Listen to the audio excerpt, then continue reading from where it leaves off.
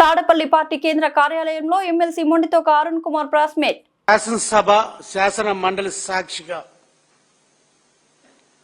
ప్రజలకు నిజం చెప్పాల్సిన ఏకైక ఫోరమైన మండలి సాక్షిగా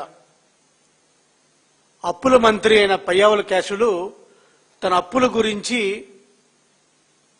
ఎంత గొప్పగా అబద్ధం చెప్పాడంటే,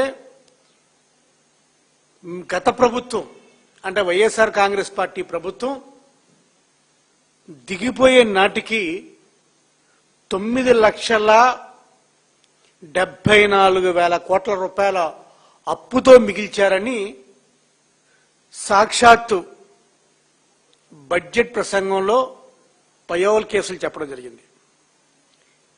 మళ్ళీ అదే ఫిగర్ని 9,74,000 ఫిగర్ని మేము అడిగిన ప్రశ్న రూపంలో మళ్ళీ అదే చెప్పడం జరిగింది. నిజంగా ఈ బడ్జెట్లు ఒక్కసారి మీరు గమనిస్తే, ఏ బడ్జెట్కైనా బడ్జెట్ పేపర్స్ ఇచ్చినప్పుడు ఆ బడ్జెట్తో పాటు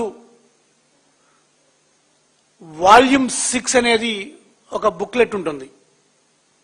అందులో అప్పుల వివరాలు, ఎక్కడెక్కడ అప్పులు తీసుకొచ్చాం, ఏ సెక్టార్ మీద ఎంత ఖర్చు పెట్టాం అనేది వివరాలు ఉంటుంది.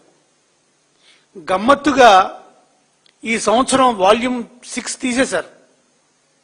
ఎందుకంటే వీళ్ళ చేసే అప్పులు ఎవరికీ తెలియకూడదు.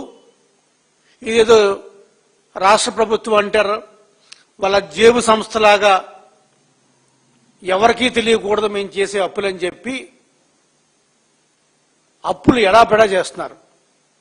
ఇదే చంద్రబాబు నాయుడు ఎన్నికల ముందు ప్రచారంలో నేను ఎక్కడా అప్పు చేయకుండా సంపద సృష్టిస్తాను, నేను సంపద సృష్టికర్త అని మాట్లాడటం జరిగింది.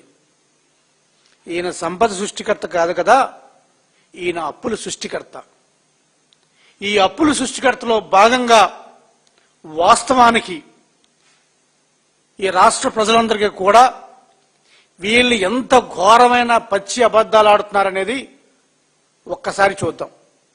2014 నాటికి ఈ రాష్ట్ర విభజన జరిగిన తర్వాత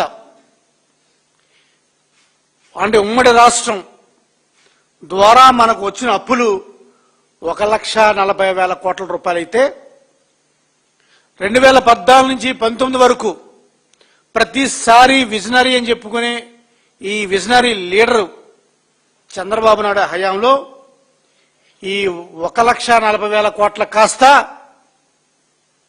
9,90,000 కోట్లకి ఎగబాకింది.